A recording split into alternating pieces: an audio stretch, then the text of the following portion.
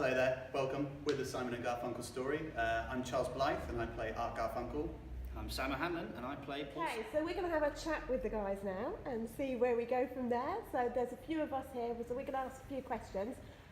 My question, first question, very, very simple, is what's your favourite number that you actually performed? Oh, that's a good question. See, this is always tricky because we sing all of the songs. Yeah. And, well, not all of Simon and Garfunkel songs, but we sing a lot of them. And I feel that I go through different stages depending on which season I'm in and the general kind of feel. I think recently I've been really enjoying Hazy Shade of Winter. I was literally just thinking Hazy Shade of Winter, that's so weird. I like Hazy Shade of Winter. So close. Yeah. I think that, Hazy Shade of Winter. It is true though, the thing with Simon and Garfunkel is they write in so many different styles throughout their career. You really do have a wide range of stuff to choose from. I've always liked Keep the Customer Satisfied as well. For me, because I think that, weirdly, Paul Simon's voice register isn't totally the same as mine. His is ever so slightly lower, so some of his stuff is a little bit too low, but Keep the Customer sits really nicely. So I really enjoy singing that. It's also rocking. Yeah. Really cool. It's where the band come in and it starts to get... I also like Leaves That Are Green. Yeah, we've been having some fun with Leaves That Are Green. Yeah, we have, haven't we? Yeah. It's really nice. The other thing that makes it really fun for us is when we go away and we listen to sort of recordings that Simon and Garfunkel did in their sort of smoky bars that they used to sing in, and they do every single song they do in a different way. It's like a different way to the recordings. And me and Charles have just had a lot of fun listening to songs and just pulling out bits, going, wow, they did that harm, like we did in Homeward Bound today. They did that. Let's try that. So that just finding new things, different things that they worked on because they played it live all the time. Yeah. So it was never really the same every time. No. I mean, if you find different interviews that Paul Simon's done over the years, he'll never do the same song the same. Yeah. So we've had fun with that. So Leaves It Green, definitely. Yeah. That's testament to the talent, isn't it? Because that's what they're evolving all the time, finding something different. Exactly. The songs were designed to be performed live as well. I think I don't really think they until Sound of Silence hit, which wasn't until a little bit after it was written. They didn't really think of the recording studio side of it. They were just like this, let's see how long we can go jumping from bar to bar, pub to pub, and just that's what people like about it. I think that's what I like about it. Me too. Great. So you're on national tour at the moment, arriving in London in a couple of weeks, so opening at the Vaudeville on the 12th of November. Going around the country, do the audiences receive you differently? They do indeed, yeah. So previously I think we were just in Scotland, weren't we? Yeah. And different songs in different areas of the country, even the world, because we're an international tour as well. Yeah. Loads of different songs mean different things to different groups of people, different societies and stuff. So sometimes you would go with Keep the Customer and the whole audience would just break out in song, and it's like, oh, maybe suppose this song was a big hit here, and then you've got Sound of Silence, and then people are just going mental for that one as well. So it's a constant change. Yeah. I think the thing for there's a giant blowing his nose. Getting ready for Panto. So it's interesting as well. Different parts of the country, there are different audience styles, and I think what I've learned is don't judge an audience by how lively they are, because in some places we go to, literally the warm-up time is 2 songs and they're there and they're up and they're singing. And some audiences will just sit and listen and be totally dead, and we'll be like, oh my god, are they not enjoying this? But me and Charles go out at the end of every show to do a signing, and there's no difference in how much they're enjoying it. It's just they're introverted really, and they're having a personal experience with the songs, because they're going through their memories, they're going through their own journey of what they remember or what the music means to them. As well. Bridge, you just see people. I get to watch some of Bridge, and it's gorgeous, and you just see sort of people sort of crying. And what was it? A couple of nights ago, there was a woman sat with her, must have been about 5-year-old daughter, and the daughter was just singing along. I think that's a real testament, I think, to how much the songs touch people. It covers generations. Absolutely, yeah. And people can, my younger sisters listen to it now. I've just started listening to it because I'm doing it. Yeah. So that's really nice. Yeah, it does cover a lot of generations. Leading on from that, actually, I was going to say, would you say this is the perfect introduction to Simon and Garfunkel for a younger audience who maybe didn't grow up with their music but are coming to it where they can come to it on their own? Do you feel like this is the perfect introduction? Yeah. Definitely, yeah. I think it does take you back to when the folk music, sort of that movement first started, and it led on throughout all the years, and it's gave birth to so many different bands and different people. I think as well, we do get quite a lot of younger people in, and I think what's nice for them is they won't realise how many songs they actually do know. That's the nice thing about it. There's quite a lot of people know Cecilia because there's been a modern cover of it by, I think it's the Vamps. I think they've done a cover of it and rewritten it. People know Mrs. Robinson, and people know Sound of Silence, and and I think when people look at it out of era, it's the equivalent of a lot of musicians that happen today. The difference being is that, back then they didn't have things like X Factor or The Voice to shoot people into stardom. You had to put in the grind work, you had to do that. And I think for particularly young musicians or young people interested in music, it's a really inspiring story for them to watch. And just to know how music worked in those days, because if they had been, if you're into Ed Sheeran nowadays and you put yourself back, 30 years, you'd be a Simon and Garfunkel fan. So, I think it's all translated through each era. And for you to carry on their legacy and be part of that, how does that with you to portray such musical legends? How does that feel? It's good fun because the music's great. So, like, people will say, like, do you not get bored, like, doing the show every time? It's like, no, because it's a party, because people are up and dancing towards the end, and the whole journey of all the songs and everything, I don't know, there's always something new, something different that you're kind of working on, isn't there? Yeah, It's just good fun. It's really, it is daunting as well. I think when I first sort of knew I was going to be playing Paul Simon, it would have been very easy for me to get in over my head, knowing how first of all how incredible this guy is, and second of all how much people love him. There is a scary aspect to it, but when you do it right, it's really rewarding. Yeah. Really rewarding. You okay? What was your first when do you first remember the music of Simon and Garfunkel? For you personally? I had a teacher in year 2 called Mrs. Robinson. I think she was a teacher. I can't remember much about her. But it's funny, isn't it? When you're young, you don't know how these memories sort of seep into your consciousness. But I just remember singing Mrs. Robinson, and God, I think that was probably the first song I heard. But again, when I was that age, I wasn't able to go, that was Simon and Garfunkel. I started my accumulation of Simon and Garfunkel songs. Discovered Sound of Silence, fell in love with Sound of Silence as well. What about you? I think mine was when I was in high school and I was in the choir, and then we sang Bridge Over Troubled Water in an 8-part harmony kind of thing. And that was my first introduction to them. Wow. So it was through sort of choral stuff, which is quite apt for Garfunkel, because that's also where his background was. He was in quite a lot of choirs. He was in an a cappella choir at uni, and that was mine. Didn't you also have I don't know if you want to say this. Didn't your dad used to sing one of the songs, and you thought that it was a song that he made up? Oh my goodness, yeah. Shall I tell You that? hate my memory, don't you? I do. No, actually, that is a fun story.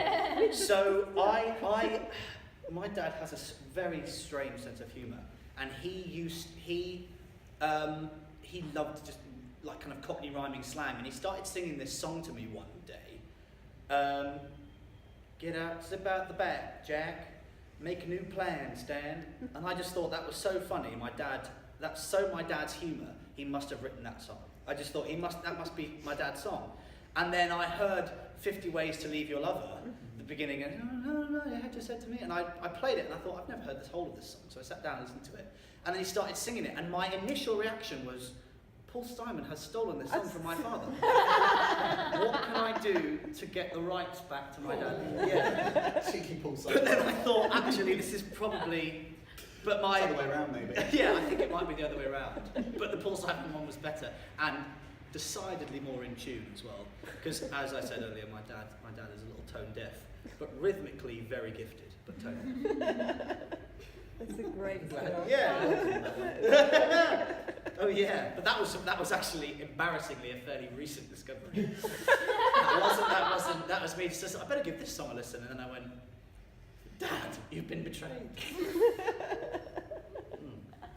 I came and when you were last here, and I sat in the audience, and I must admit I thought I knew a lot of the songs, that I was going to be seeing, and then I kept thinking to myself, I didn't realise they wrote that. I didn't realise, and it was just a whole realisation that actually I knew a lot more than I thought, but I didn't realise that obviously they were behind it. A big one is as well is Call Me Out. You'd be surprised, especially of my generation. So many people know that when it comes on, everybody can sing it. Yeah. But nobody, less people would be able to go, that's Paul Simon. Yeah.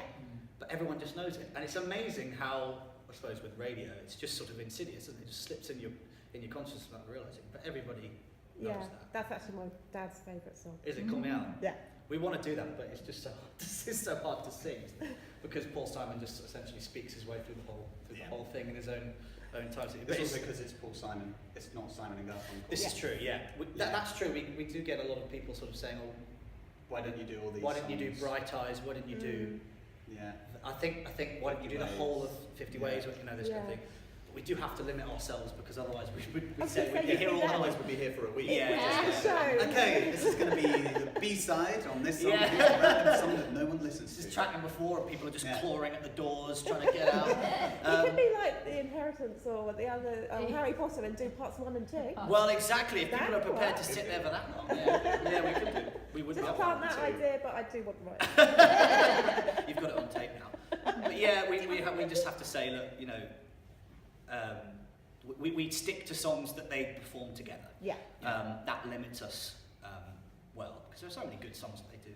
Yeah, and there's songs that are still on their discography together that we don't do, but there's only a certain amount of time that you can spend in the years as they were together, growing through them. There were other songs in the set as well that had to go just for. Yeah. But some really nice songs, Slip Sliding Away, we had to lose. Dangling Conversation used The to be in Dangling there. Conversation, which is a gorgeous song. Really nice song. Really lovely. And then there was one other in Act. But I mean, just Slip Sliding Away, the fact that you've left that out, the quality of the songs is astonishing, isn't it? Well, exactly. Most acts have a couple of songs that have 2 or 3. Yeah. This is a dozen songs, right? Yeah, we're not dealing with the ones that the ones that you kind of leave out, you go, oh, but can we leave that Yeah. out? But then it's like, well, which one do you take out instead? Because if you don't do Slip Sliding Away, then you can't do like Baby Driver, or you can't do I think every any others. Every song we did, every song we do was a number one at some point. Yeah. Yeah. That's These are classics of modern culture, aren't they? I mean, Yeah. Like the Beatles or... Exactly. Yeah. Completely. And it's interesting as well to know how they're all sort of related as well. The Beatles were around when Paul Simon was sort of on his rise. And, I mean, that's the whole thing in Mrs. Robinson where they go cuckoo cuckoo. Oh yeah, is it? Yeah, there's a line in Mrs. Robinson where they go cuckoo cuckoo, Mrs. Robinson, and that was an ode to the Beatles, which is then funny because Mrs. Robinson then won the Grammy instead of Hey Jude. That's true. That's true. Do you show any footage from The Graduate behind you? Yes. Yeah. Yes. We do. We have I think there's bits and pieces of The Graduate going on. the opening of Act 2 is. Yeah. Oh, am I allowed to say that? Oh, I've said. Opening Act 2 is a famous seduction scene of the That's great. thing. We actually had a movie night, didn't we, to watch? The Yeah, we Graduate. did when we were in Holland. And it was really we good. watched it. It was really, really good. Really liked it. But the whole soundtrack is Simon Garfunkel. So, plus. If you could sum up the show, what can people expect who haven't seen it before? What can they expect? I would say, if you're a fan already, then it will be nostalgia all the way. And if you're not, you'll learn a lot. If you're not, you'll learn about some of the biggest, two of the biggest names in music history, I suppose. In the same way that you've got your Thriller and you've got your, We Will Rock You. I think these are two names that are worthy of anyone's time, regardless of whether you were born at the time or whether you were a millennial, dare I say. I think, dare I say. But yeah, I think it's a real nostalgia fest for those who know it. And it will obviously mean more to those who know these songs, but I think there's something to be gained from everyone, knowing who these people are and knowing who these songs are. What about you? I was going to say, great summing up there. Yeah, no, that wasn't really some.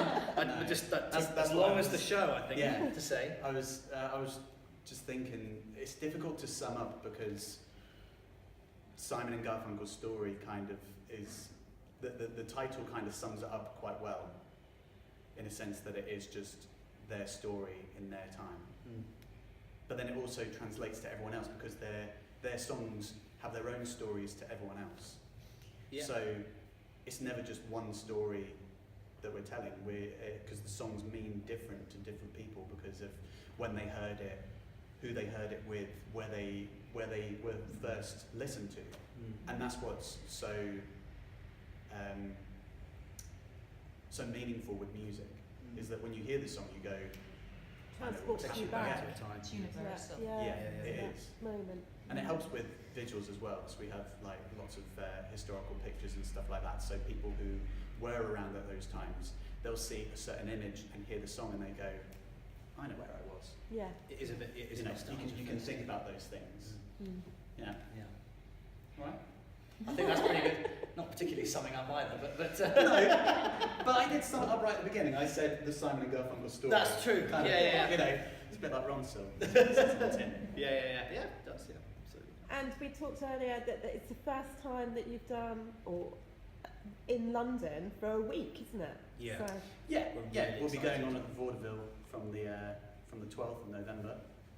And There we see what I did there. You did, There you yeah. go. To plug Link. Yeah, we've been doing one-nighters in the Lyric Theatre for nearly a year now, and we've been doing those on Mondays, and it's just been really great fun. Every audience that we get in London is just It's amazing. I look forward to every yeah, one. me too. Yeah. It's great fun, isn't it? Yeah, and the special thing about the Vaudeville, I'm assuming I'm allowed to say this, we have a set, a new set coming for the Vaudeville show, which we've seen a very brief glimpse of. Blurry picture of it, because the show at the moment is in Dublin with another cast. They're doing a week, I think it is, in Dublin, with the set, and it's phenomenal. It's because the setup we have at the moment is more like just a sort of a band setup, whereas when it's going to move into the Vaudeville, because it's a little bit more permanent than we're used to, we'll have a sort of New York skyline set, which looks really good and will help sort of plant it, and and that's really exciting for us, I think, to have a set to work with. I think that's going to be really fun, and we're ever so slightly reworking the show for the Vaudeville as well, putting the songs in a slightly different order, adding a little bit of information about some of the different songs. So if you have seen the show before, if you're coming to the Vaudeville, you will see a slightly different, slightly more in-depth show.